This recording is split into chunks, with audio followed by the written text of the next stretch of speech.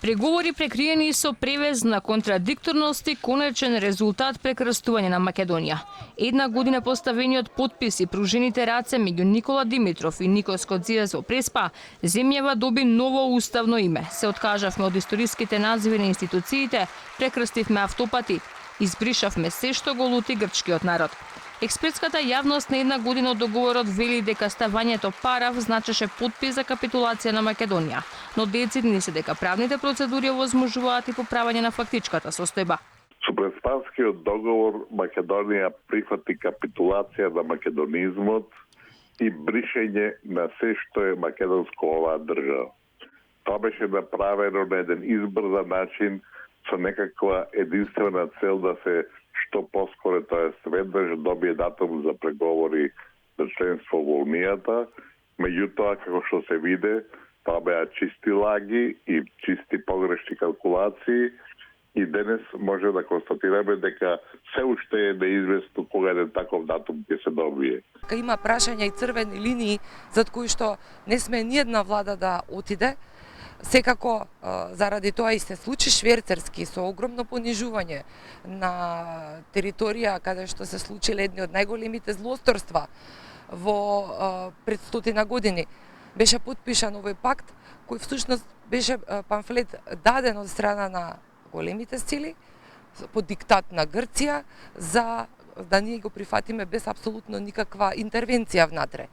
Тоа се коси со сите виенски протоколи, се коси со сите правила на меѓународното право и меѓународниот поредок, посебно ги унижува сите цивилизацијски вредности кон кои што се стремиме.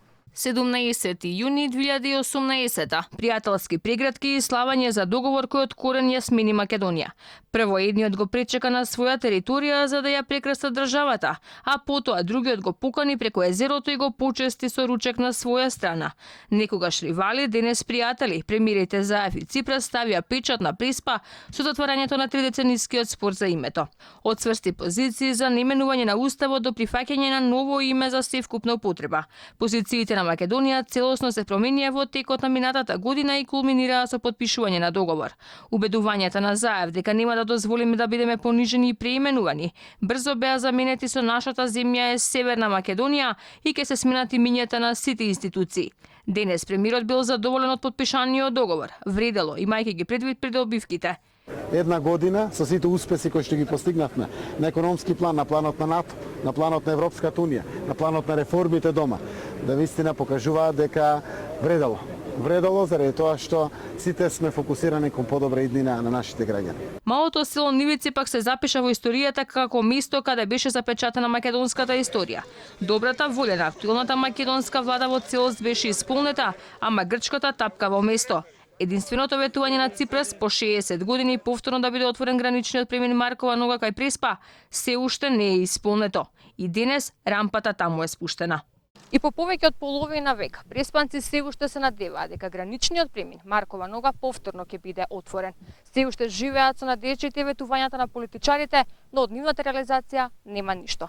Последно во низата беше ветувањето на грчкиот премиер Ципрас дадено во Давос, кога со својот колега Заев договорија добрата волја од грчка страна во договорот да биде токму отворањето на граничниот премин.